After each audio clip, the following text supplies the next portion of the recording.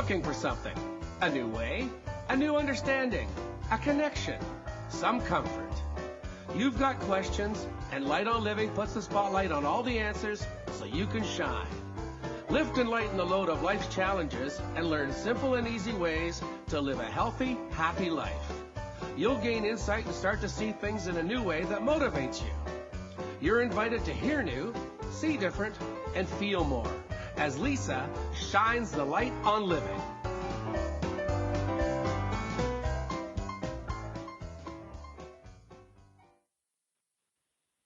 Hello and welcome everyone to Light on Living. I'm your host, Lisa Berry. We are here to give you reasons to feel better. Always, always, always. That's it. You can always start at whatever point you are and always just feel a little better.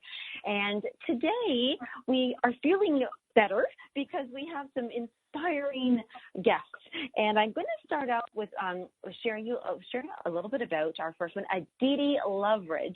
And she's one of the co-authors, and she's closing off our series here. We've been doing all month we've been doing the interview series for Obstacles Equal Opportunities.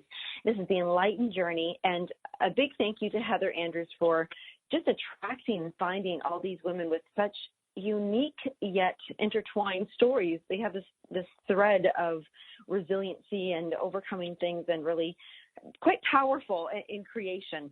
And so first of all, welcome Aditi, Miss Aditi Loveridge.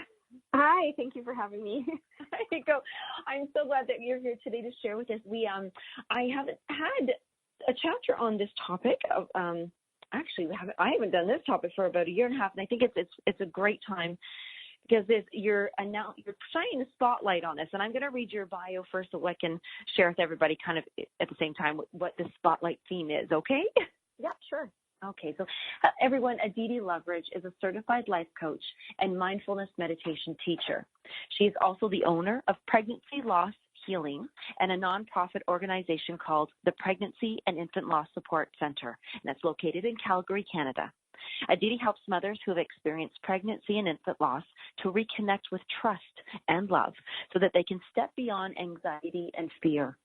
Her work includes supporting mothers who have recently experienced loss, who are trying to conceive after loss of any kind. It could be pregnancy, infant loss, failed IVF, or missed adoption, and are pregnant again after loss, and those who are still struggling after the birth of their baby.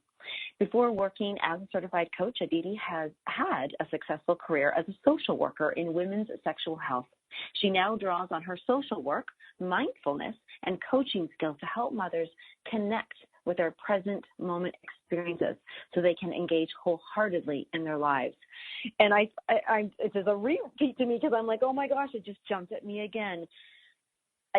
Present moment. And right now, thank you for being present with me because I know you coach so many women at different levels. Yes, thank you. Oh, and present moment. I just want to sit with there. When a woman has just experienced loss and she's in that present moment, is that a safe place to be? And start with that one. Yeah, that's a really good question, actually. It is a safe space to be if she allows it, I think. I think what happens is we live in a world, in a society, in a time where we're very uncomfortable with feeling uncomfortable feelings. So our first kind of response when we're going through grief and loss and heavy emotions is to numb that, to paper over it, to try to skip over it. So filling up with all of these other things, distract from it. But if we actually allow ourselves to sit with it, that's where the true healing comes, is to allow the feeling and feel your feelings, sit with it so that it can transform into something else. If we don't allow ourselves to do that, then we actually do not provide that safe space to truly and fully heal. It's actually so beautiful because I think a lot of people might even connect right now going, wow, I probably don't any kind of feelings that come up for me that I've lost, any kind of a loss, and to really be present and to do that. What would prevent somebody from allowing, what belief system might they be following if they don't allow? I think there's this notion that if we allow ourselves to feel the negative feelings, we're going to end up depressed. And I'm using air quotes, depressed. Wow. Where grief and depression are similar, but they're different. So to allow yourself to grieve does not mean that you're going to stay in that state forever. So I think a lot of the notion is, I don't want to do it because I don't want to get depressed. And then I think the other part of it is to sit with feelings and allow yourself to cry or move through that process, whatever that looks like for you, makes you weak. I think that's a big part of it. But as we all know now, we're starting to learn more, is that vulnerability is the key, is the pathway to true healing. Sorry. So I think those are probably the biggest mindsets that people have and why they don't allow that space for themselves. Yeah, and even in your bio, we were sharing there that sometimes we'll have a loss and then still be trying to conceive or have conceived, and how do you be vulnerable when you're mama bear now? You just, there's no. Why do we believe there's just no time for this? Because I have this, the next one, you know. Yeah, I think we just I think that we as humans, we feel like we can only hold one emotion at a time, and I think that's the biggest downfall for us as humanity, is that we think that, now that if we have a baby or now that we're trying to conceive, we just need to feel those emotions. But we have the capacity to feel more than one emotion at a time. You can feel love and you can feel grief. You can feel joy and you can feel sadness all at once, within moments of each other. That's what makes us human. And so to deny that part of ourselves is kind of denying what being human is all about. We do have the capacity to hold one emotion, more than one emotion at a time, if that makes sense. That is incredible. Actually, no, that is beyond perfect. And I've had to put some dear loved furry friends down, and knowing that they're suffering. So oh my gosh, I just had an epiphany, because you're right. I'd be like, I want to cry, but I'm so happy that they're no longer suffering, that it's actually overriding my sadness or my grief. Yes. I think people do that a lot, right? And not to say that it's a fault of ours, it's just how we are as humans. Yeah. And we're all different. And there's something that it was so interesting in your chapter to me. You have your experiences with this, and we'll bring that up. But you mentioned in when I'm going to say this, that you quit your job because they didn't support your choice. Now, we won't say what the choice is because they have to read the chapter. But when we just were talking about how, like, we hold so many emotions. It's not just one, and we are human. So we need support. And so you actually took it to a level where you quit your job because they didn't support choice. How did you even have the strength to do that? Honestly, I don't know. Looking back, I'm like, wow, that was really scary and bold.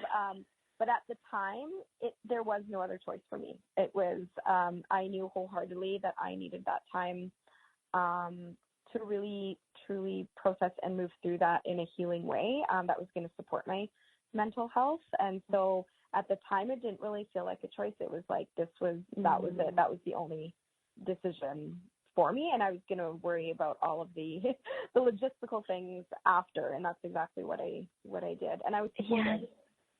Yes, on the other side, you left where there was not supported to go. I love that you've used the word twice, wholeheartedly. It was when your bio and now, because your chapter is rooted in love. And when you said that, so if you were to have stayed at that job, let's say, it wouldn't be rooted in love. Then you're going to a place that's rooted in love. When decisions are, so let's talk about a woman who literally is going through loss and grieving, and now trying to decide, do I try again? How can she come from a place of not rooted in fear, but rooted in love? I think the way that we do that is to connect back to us, to underneath all of the labels and the experiences that have happened to us and the thoughts and all of that. So connecting to our spirit, to the essence of who we are. So creating that space, that sacred space, to either sit in meditation or acknowledging the you that is still underneath all of this stuff, because that's the essence of who we are as humans is love. it's all the other stuff that takes us down a path of fear. So I think if we are not connecting to us and making those decisions to try to move forward, then we're probably being pulled by fear. So we're being pulled by what doctors might be telling us, or what our past experiences might be, or what we're reading on Google, or what a friend has experience was. But if we kind of take the space to create that space to quiet all of that noise externally and drop down into ourselves, I think that is where we can actually find that love and make loving decisions from that place. Okay, and I want to actually talk about some of the techniques, but there's one line that you wrote in chapter says, you are missing life while being deeply pulled by fear. And I think you just kind of, that sums it up, because, if we are pulled in those fear directions, we aren't present and we are missing life. Absolutely. And now you have the Healing Center specifically to help with it, to not be pulled by fear and to be present and find our essence. And I love that, to find out the you under all that stuff. Can you share with us, what are some of the techniques that you use at the Healing Center? So our center is, we offer holistic healing supports, not only to the person who has experienced the loss in their bodies or personally, it's also for the families, so partners, siblings, grandparents, whoever, because it's this whole issue that affects the entire family unit. But we offer yoga, we offer my coaching, we offer reflexology, Reiki, acupuncture. We're looking for massage currently right now. Then we offer 5 peer groups a month as well, and then we do workshops and drop-in hours, and we also have a peer mentoring program. So we offer a bunch of options, because that's what I think is needed on the path to healing. Not everybody heals in the same way. So I think it's really important and imperative that to support grieving community, that we have options for them so that they can heal in their own terms. And I love that there's so many different techniques, because you're right. And we even heal differently at our own time. Like what meditation might have worked, for one thing, maybe, yoga. So does everybody usually do a few of them, like few techniques all at once, or? Yeah, I think for some people it's really personality dependent. So for some people, they might, like to do the coaching initially, but then move into more of into yoga practice, or incorporate the coaching with yoga. But then I think it depends where they're at in their journey. So like for me personally too, right? Meditation was a very, very key component of my healing. But now I'm kind of at that point where I'm ready to do more of the body work. So the reflexology and the acupuncture are now serving me in a different way. So I think it really depends on the person if they want to try it all at once, or if they connect to one, and then as they move through, if they get pregnant, then that might change as well. Yeah, that's so interesting. I often hear that acupuncture is extremely helpful for conceiving again. Has it been long enough for you guys to measure this or know this or kind of see that? Yeah, not from like our direct center yet, because we're so brand new, but one our reflexologist, interestingly enough, she specifically focuses on hormone balancing and fertility, and so she definitely has clients that are working with fertility clinic and then utilize her just kind of to enhance, and then she has seen success with the reflexology for fertility. I just think it's beautiful that we have so many of those loving, nurturing. It's like you said earlier, a lot of people can get really fearful going, okay, I don't even want to open up this, Pandora's box of feelings, because it's going to go down to another world. And one of the things that, there's a couple things, but there was something that you mentioned. You said meditation to assist in reconciliation. And I thought, how interesting, because there is a reconciliation that needs to happen with these kinds of losses to be able to move on. Can you just talk to that, about what that is and what it means? I think meditation gets you into a space. Gets you really rooted into a space again of love and like non-conditional love, unconditional love, non-judgment. So, and we need to get to that space if we're ever going to move through this journey of pregnancy and infant loss. We need to forgive ourselves. even because sometimes we have that shame and guilt that we're holding. We need to forgive others. We need to forgive that this is our path into parenthood. There's a lot of forgiveness, I think, that needs to happen. And I fully believe that in order to get there, we need to drop down from the labels and the thoughts that we put on the journey. And the forgiveness. What has worked the best for yourself? Like, did you feel that you had to go through a lot of forgiveness? I think that I needed to connect to me. That's been the biggest life-saving thing, was connecting to me so that I wasn't being pulled, because I'm an anxious person. That's my personality. Right. And anxiety is not a bad thing. It's purposeful. Mm-hmm. So I'm not trying to get rid of anxiety, but I did need to manage it better. And so I think for me, I was very easily pulled by different things that I would read, or if somebody else shared their story of loss or a pregnancy that was difficult, I'd get pulled by that. And their reality was becoming my own.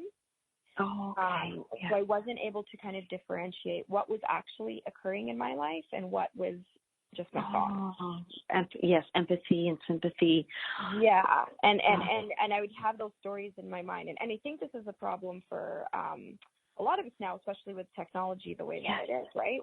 We have so much information at our fingertips, and so you read a story of somebody across the world, and then that story kind of pops back in when you're somewhere along your journey, and your brain doesn't realize that that's not actually happening to you. It's somebody else, but you kind of connect so much for that fear. So for me, it was connecting to myself and to what was actually happening in me and in my life, as opposed to being pulled by everything else. I have to say thank you then because of that very fact, and that is what happens, is that I'm so grateful for you for creating this healing center, because when we often we can mistake, I don't think wallowing, I don't know the word, that's not my word I want, but wallowing versus support. I agree. Totally. Yeah. So this is a place where there's techniques in place, there's people around us. Now, moving forward, there's moving forward. There's learning to live your life with loss, understanding that it's drastically changed you, but also understanding that you can carry this loss with you in a very powerful way if you allow it. Yes, and I love the one line that you have is it's you will be different, but it doesn't have to be for the worse. Mm-hmm. I have to quote. Yeah, you're just fun to quote. I know we're discussing hard, difficult, topics and going through. What brought you to being able to write a chapter about this? I think it was that when I met Heather, I was at this point in my life where I just decided that I was done kind of playing small, and this was my year to be seen. And I'd been working and coaching people in pregnancy and infant loss for 3.5 years, and definitely there's been parts of my story that I have shared along the way, but there were still parts of my story that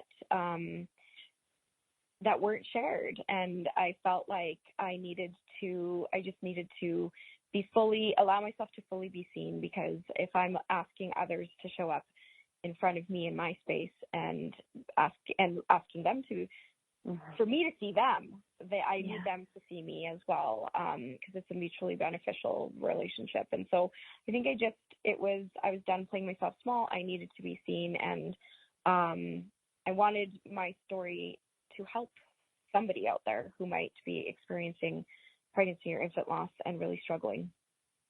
Yes, and when it's good about hearing stories, and thank you for being so authentic, transparent, I guess, so that somebody else can have that safety faith to go, yes, okay. And with you having created this center, so many more women can, and families, and at every level, come to this place. And you've done a little bit. Is it nonprofit? Is it supported? Yeah, so the center is a nonprofit organization, and so we rely on the generosity of people to make donations to continue to serve our community. And when you say community, actually, this is something I want to bring up and share. You actually help support lots of different categories of people, from race to age to gender to, did you want to touch on that topic and make sure everybody knows who's invited and welcome? Yes, for sure. Well, I've been seeing, as working in the SLOS community, I was seeing that oftentimes the supports are directed towards the women and the mothers, and there's a lot of need for support for the partners. So that being male partners, or for grandparents, siblings, for the family unit as a whole. And then also, as a woman of color, I know that there's an intersectionality with the trauma of pregnancy loss, and then also being a person of color. And they're very much underserved in this community. And so I really wanted to make a space where marginalized populations, so different ethnic groups, know that they're welcome. So offering services in different language, and are being very culturally aware, understanding what the barriers to support might be for different ethnicities and cultural groups. And then we also support members of the LGBTQ community, because that community definitely experiences loss into their path into parenthood. And unfortunately, I don't think a lot of birthing and loss communities are inclusive enough to understand that they are welcome into this space. So that is one of our biggest missions, is to making space that everybody who has experienced loss into their path into parenthood feels welcome to come and access our support services. Yes, and you can help people at any stage of their, so whether they, 50 years ago had a loss, does it, if they've never dealt with it, is it still festering? Is it still causing them harm? Yes, absolutely. I mean, not for everybody, but yes, there's definitely people. I can give an example. My mom had lost before me, and between my sister and I, and it wasn't until I experienced my losses that it really hit her how she never processed those losses, and she went through a big grieving period for herself. And this is going back, like 40 plus, 50 plus years.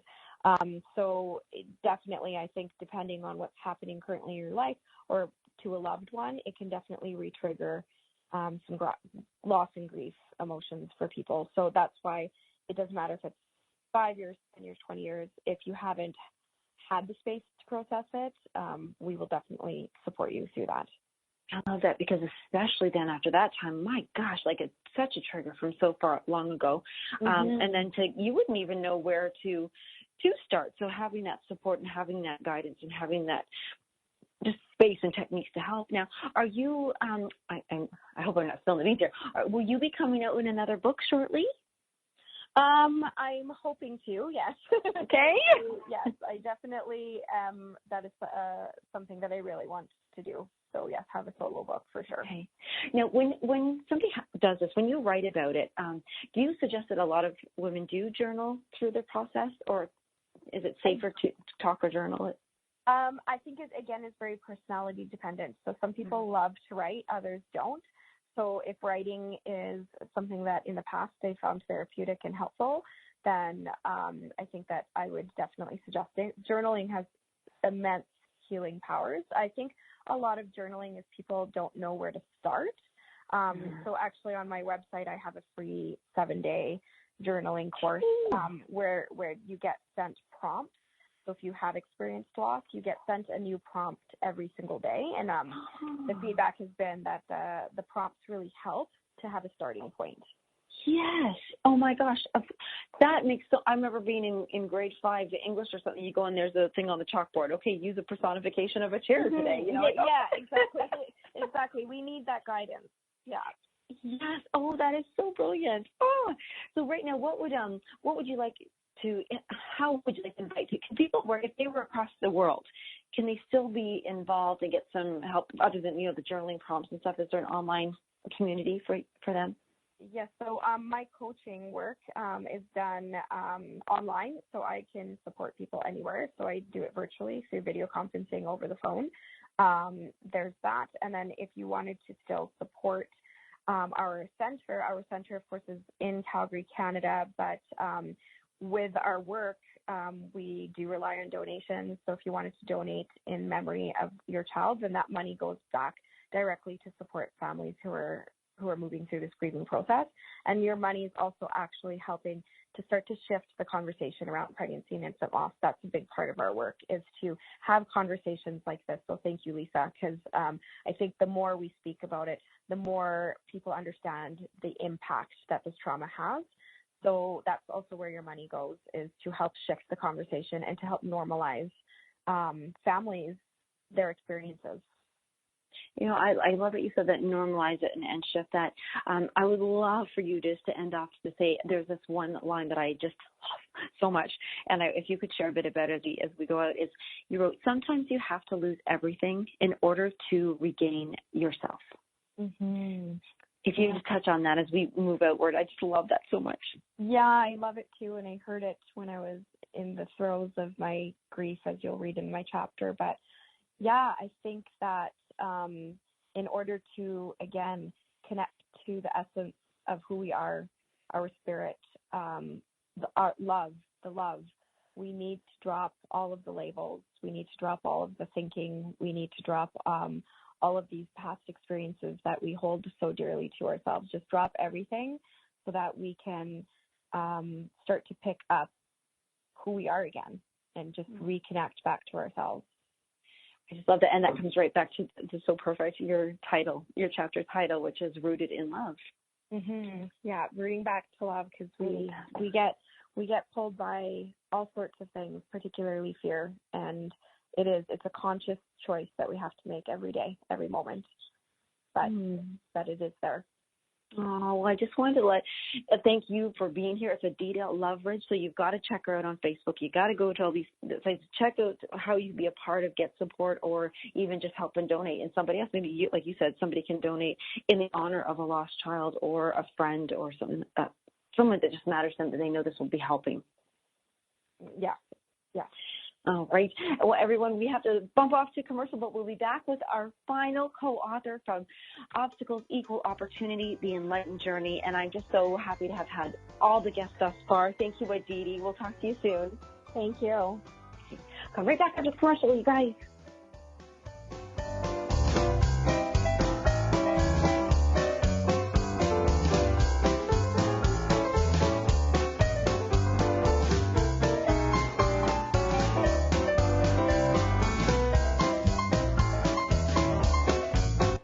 The best of the holistic, spiritual, and conscious world. OMTimes Radio. IOM FM. OMTimes Magazine is one of the leading online content providers of positivity, wellness, and personal empowerment. A philanthropic organization, their net proceeds are funneled to support worldwide charity initiatives via Humanity Healing International. Through their commitment to creating community and providing conscious content, they aspire to uplift humanity on a global scale. OMTimes, co-creating a more conscious lifestyle. Have you bought into the idea that you have to work hard for your money, that business is hard? I will share some dynamic access consciousness tools to get you out of your own way so you can create a business that actually succeeds. Join me, Simone Millisers, on The Joy of Business at 4 p.m. Mondays Eastern. Obstacles equal opportunities. Are you living without success in your life? Are there obstacles that you need to overcome to create that success? Challenging circumstances, feeling vulnerable, afraid to be authentic, lacking or even feeling like you've lost your personal power. Light on Living has just the interview series to help you ignite your confidence and your personal drive to overcome whatever challenges you face. Join us every Monday in July to learn how these entrepreneurs overcame damaging business experiences, financial ruin, and personal hardships as they show you how to move forward with poise, grace, and insight. So get your copy of Obstacles Equal Opportunities Volume 2, The Enlightened Journey, and join us as we go live with these empowered authors.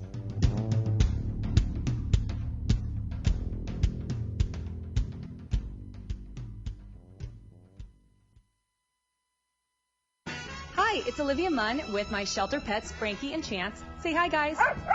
When I adopted them, I discovered that they both have incredible personalities.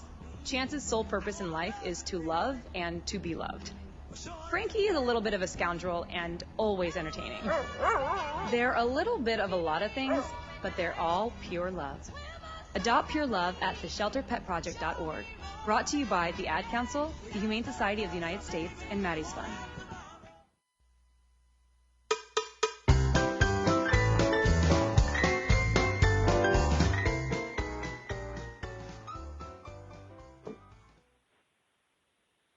Welcome back, everyone. You're listening to Light on Living. I'm your host, Lisa Berry, and joining us for the second half of the show is our sadly final co-author of Obstacles Equal Opportunities, The Enlightened Journey. And I think I forgot to say volume 2 last time, so I better say that, volume 2.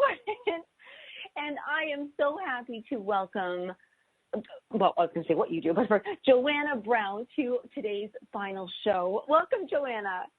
Hi, Lisa. Thanks for having me. Yay, hello. I'm going to share with everybody a little bit what you do and who you are and all that good stuff. But I just, you ladies have just been so wonderful throughout this whole thing, like just sharing your insights and just your lessons learned. It's just been such a pleasure. Oh, awesome. Okay, everybody, let's find out who Joanna Brown is.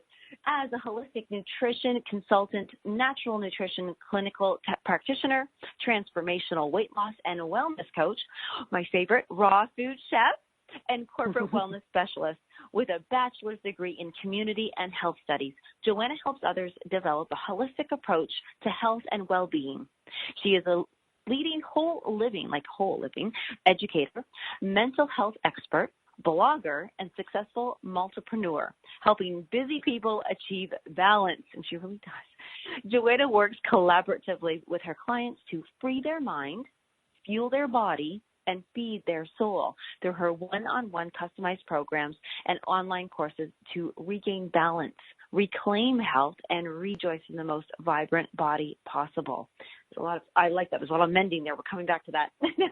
Growing up in a household impacted by mental health and addictions, then suffering from her own health crisis due to a lack of balance, fueled her multiple business ventures and advocacy work within the system.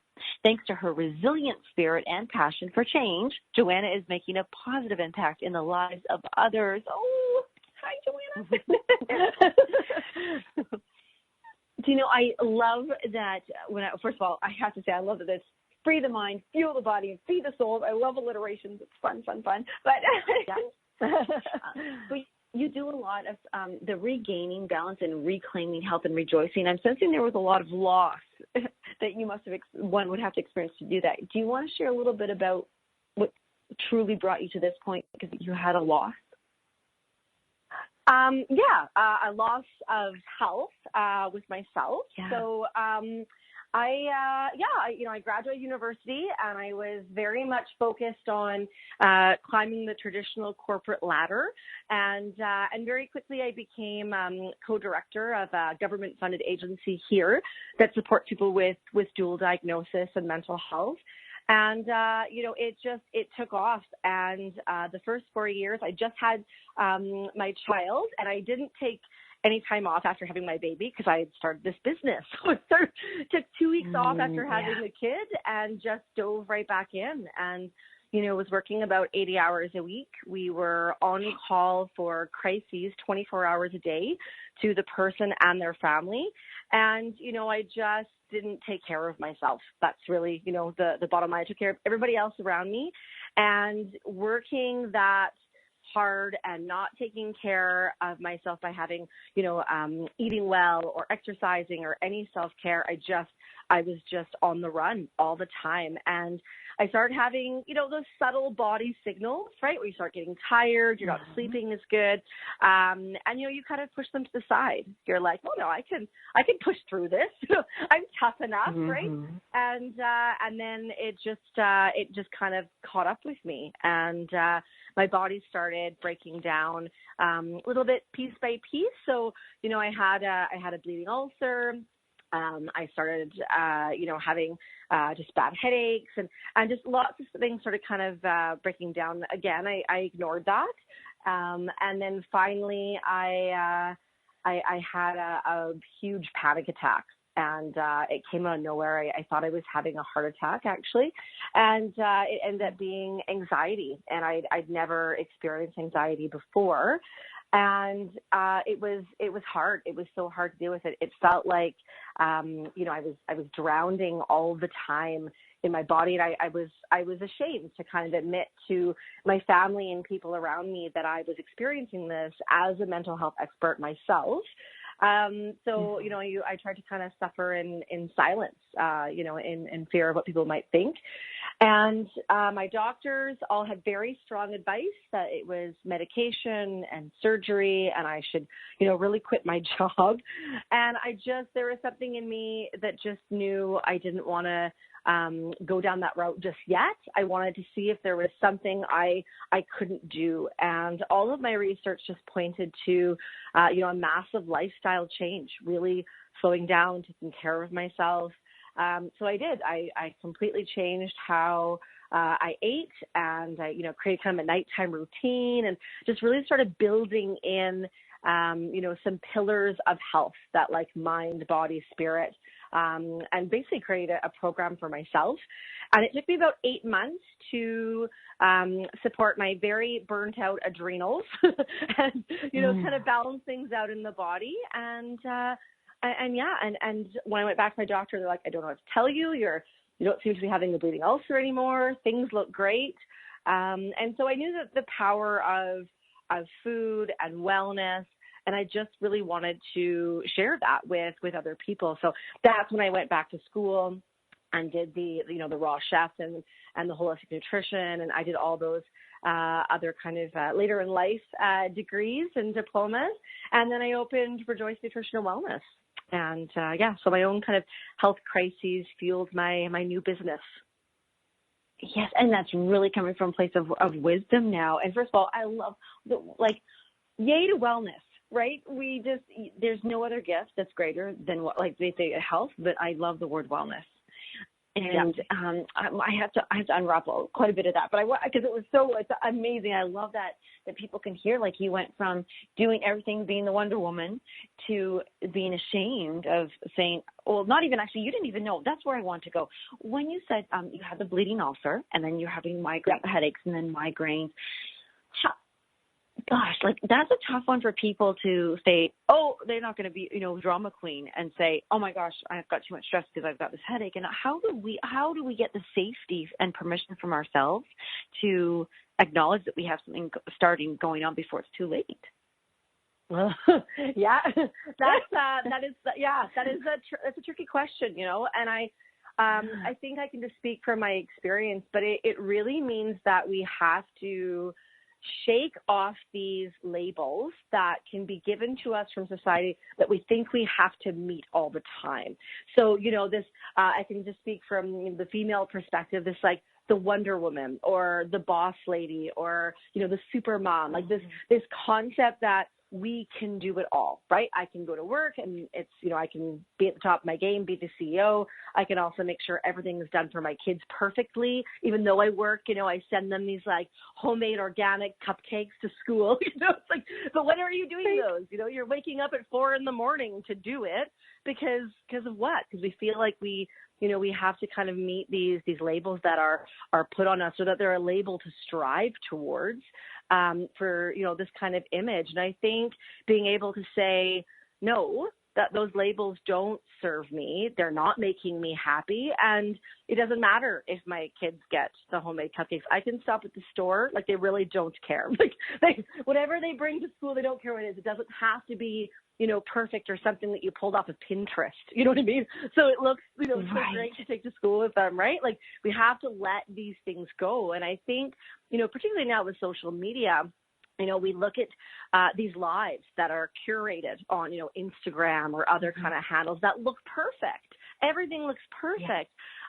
But that's not true. And then we put that pressure back on ourselves where we think, oh, well, I have to, aspire to that level of perfection. And I need to do all these things. But it's actually robbing you of, being present and being in the moment and tuning into your body and really listening to what you need. And where you say, what, I'm not going to do that today. I'm going to take some time for myself to really tune into me and figure out what I need to do to be well. And what that is for each person is so unique because we're all biochemically unique, So what worked for me was very much food. That was a big thing. Getting sugar completely out of my diet was huge with anxiety. I just found if I had even a little bit of sugar, it made the anxiety worse. It made me jittery. So, I started really tuning into the things that I could feel when I eat these foods, I feel this way. And so, taking away those foods that don't make me feel good and, increasing the foods that give me that vibrancy and that energy and, clear thinking and, all that kind of just that feeling of goodness in the body, that was really where I started, and as well movement. So, having anxiety, sometimes you gotta burn off that just that little bit of energy in you. So, and it's just moving. It's just moving your body. It's, walks and listening to the music that you love. And then you're getting that fresh air, that movement. You're getting joy. Listening to music can be a form of meditation as well. So it's about, bringing in those elements that really is going to kind of meet your needs. And that's what I do with a lot of my clients is, there isn't this one size fits all. Just because you saw, yoga might help someone. Well, maybe yoga isn't your thing and that's okay. You don't have to love yoga, for a wellness routine. That's another kind of label we think it must be green juice and yoga, I guess I do for my self-care. No, it doesn't. It doesn't have to be those things. What makes you happy? What do you love? What brings you joy? And how do we start implementing that into your days, right? And that's where I usually start with people. That's a great place to start because everybody knows that wherever they can come up to you at any point of their, journey of happiness and be sitting there, and you could, as long as they'll know and they'll connect going, this doesn't make me feel good and this does. And you had said something, we were chatted earlier, and I love that you said, I got to quote this properly here. You're not happy when there's no happening. Yeah. And I love that because I thought, and I have to just say this, when maybe somebody without children, maybe somebody with children, doesn't matter. But when we aren't even showing up for somebody else, you said about making sure that you're feeding yourself well, and making time to meditate, but are we even doing that for the people around us? Because sometimes we're in so much rush, we actually aren't even doing that for our mates, our loved ones, our children. We're scooching out the door and just handing them a quick snack, or, and not being present. Yep. Yeah, absolutely. How would you were made to get present, with your little pokes and stuff going, hey, we have a bleeding ulcer. Hey, we have this. How can someone get there beforehand? Where can they say, I need to be present now, but actually put the brakes on life? Yep. I always talk to people about, starting with the daily habits that you already do and just changing a few things so that you set yourself up for success. So, just again, talking about families and being present, one of the things I do a lot with families is I say, what does your dinner time routine right now look like? Take a look at it, picture it, describe it to me. What does that look like? And often it is exactly that. It's, standing someone's in the kitchen, standing up, cooking, shoving the food across the island in the kitchen. People are eating. Everyone's on their phones. Yes. There's no connection there. So I say, okay, well, usually dinner time works if, people are home. They say, mornings are too busy. So I say, start with the meal that makes the most sense when you're all there. So if it's dinner, great. And then make this rule where, number one, there's no technology. And usually I get this feared look from people oh, what? So say no phones, nothing at the table. So that you actually have to sit and participate in that moment and be present. And then the second thing is I say, be really mindful about your dinner conversation. So don't pick this as a time to talk about the to-do list or the finances or the stressful things. Keep that out of the dinner conversation. And you might only be sitting there for 30 minutes, but truly just connect to what you're eating, enjoy your food, and connect with your family and talk about positive things that went well in the day. Really keep that conversation light. Not only does it help you, just connect and have positive experience with your family, but it also improves your digestion. So when we are eating in our car or we're stressed out, we're shutting down our digestive enzymes, our juices, right? And our body is too busy thinking about other things. It helps us digest our food, absorb our nutrients. We get more from our meals, actually, when we're not eating in a place of fight or flight, right? We need to be in that rest, and relaxed response area. So that's where we need to sit, keep things light, keep connected, and just, I start that. Make 3 nights a week where everyone promises to be at home. Start there. And making that change, it's amazing how it starts to trickle throughout the day in other areas. I'll say for those that work, single people at work, I'll say, okay, instead of you sitting and eating at your desk, I challenge you, be the one that takes your lunch out and sit in the lunchroom. At first people in the office kind of look at you like, what are you doing, right? But then they'll start to join you. Actually, don't eat at your desk, leave your phone, come sit out and start having that conversation. Again, you connect to those that you're spending, 8 hours a day in the office with, having positive relationships, connecting with people. We forget that eating is such a social thing in many cultures, but often in North America, we don't do that. You sit and you eat at your desk, side by side. No one's talking to each other, right? Start there. Yes. I have a funny question, but then I'm imagining somebody sitting at their desk and thinking, gosh, yes, probably because there's no connection, like you said, and they're uncomfortable even being social because they've not been social, or they're just trying to get some quiet because our world is so busy. Do you think that by unbusying our lives, that maybe that connection will just have more of a chance? I think it could. I think, there's a lot of how to become unbusy. Right? There's lots of books and podcasts and these things. And I think what we need to do is look at it a little bit different. I don't know if it has to be unbusy, but it needs to be that the things that you're doing fill you up and make you feel good, right? Yes. Becoming unbusy is hard. Yes. If you're spending your Sunday and you spend the whole day outside in your garden and you're busy, you're busy all day long, but you love it. You're in the sun, you're connected to nature. If that's your thing, you feel great. It was okay that you were busy, but you love doing what you're doing. And I think what happens is we just kind of, we get into the old routine of just doing the to-do list every day. And if you stop, and I had to let my clients, journal for me. And I say, when you're doing something that you love, it makes you happy. I want you to write down what you do in a week. And it's unfortunate, but often in our early stages, they'll come back there I don't even know.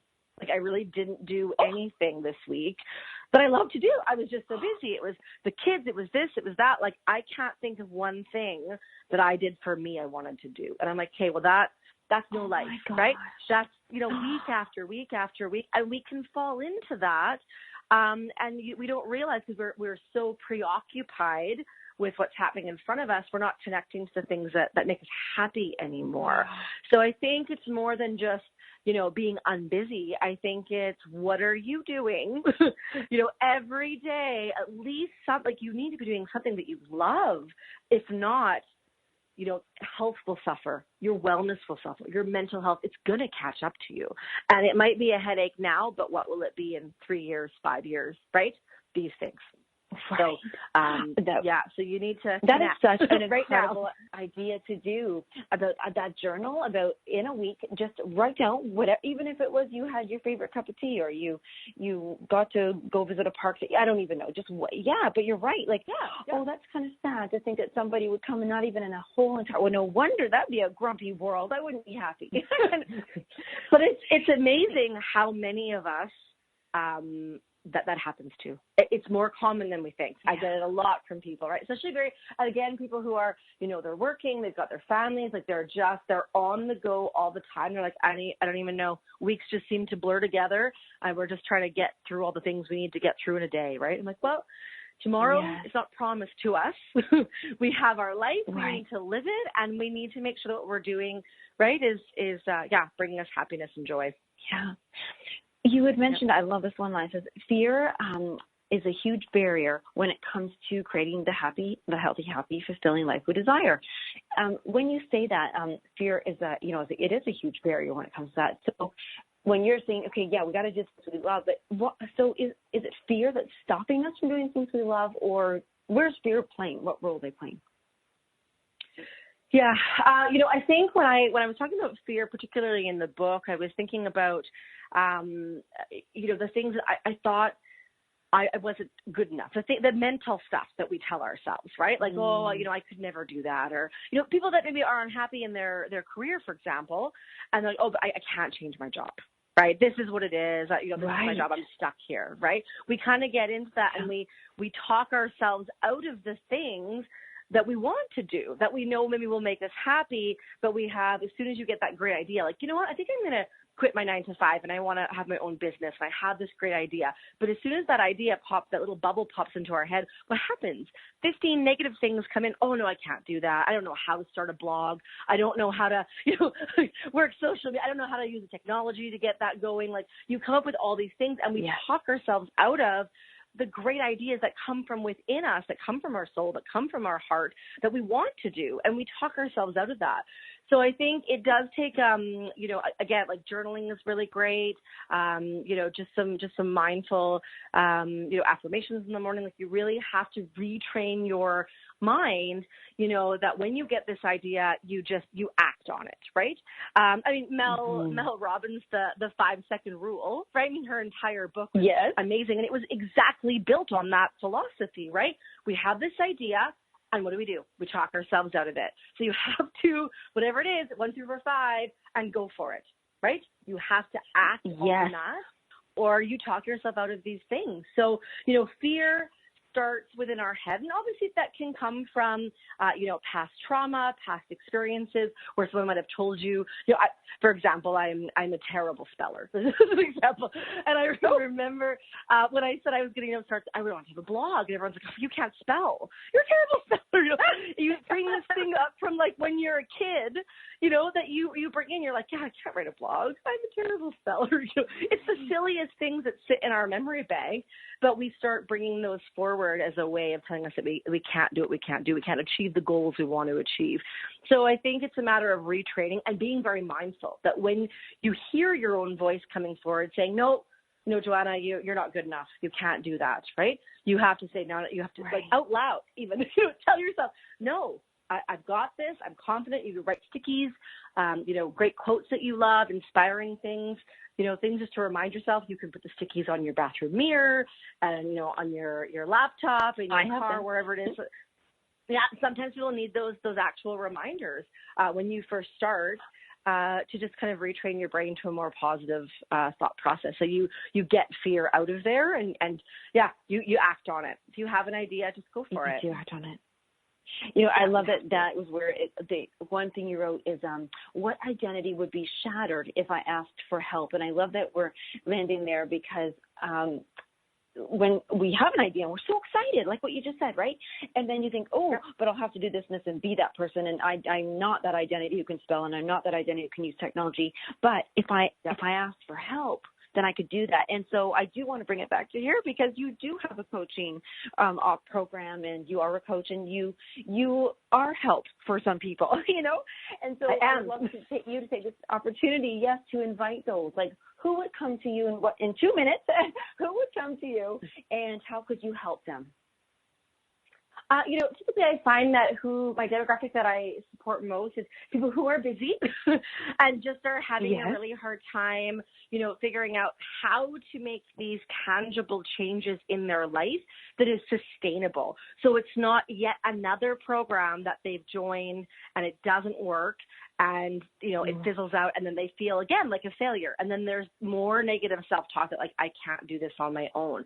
So this is where I work with really busy people. We sit down and we figure out what is going on in your life, what's going on in your body, where are we going to start at a place that makes the most sense for you right now. I have people who hate cooking that will call me and be like, I don't want to cook, but I know you need help with nutrition. I'm like, okay, here are some options, right? Like, you need to start where you're at right now, not where you want to be in 6 months. We'll get there later, but it's very customized. It's, connecting to what you need, and, keeping it very real, I find, is so important with the clients that I talk to. So I think I share a lot of my experiences, and because I've gone through this, they're able to relate where they say, I've heard your story, I've read your book, I've read your blog.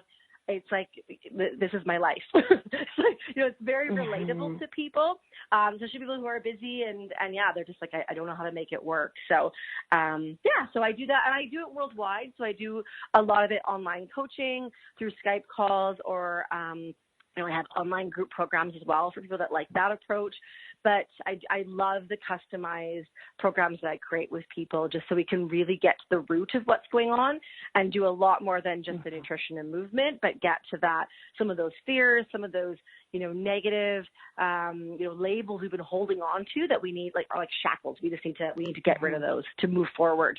I love this. This is wellness for busy people, and it's getting rid of those labels. But I want to just invite everybody once again to visit Joanna. So it's with an A, Joanna Brown, and that's at rejoicenutritionwellness.com. And you can track her down on Facebook. She's so easy to find. There's your shiny, beautiful face with all these gorgeous foods around you. Yum. But I want to say thank you so much for sharing this time with us. You have been a super amazing grand finale to Obstacles, Equal Opportunities, The Enlightened Journey, Volume 2, compiled by Heather Andrews. And Joanna, that is just, I just hope you are full of life. You are full of exuberance, and I can't wait for all these busy people who want wellness to come in and get in touch with you. Perfect. Thank you so much for having me. It was lots of fun. Yes, it certainly was. Okay, everybody, you have just listened to the entire series now of Obstacles, Equal Opportunities, The Enlightened Journey, Volume 2. And you know what's really cool is that I bet you're able to turn your obstacles into opportunities already. Okay, let me know. Come to my Facebook page, Lisa Berry, and drop some posts. Let me know how you thought the series was. Okay, thank you, everybody. We'll talk to you next time.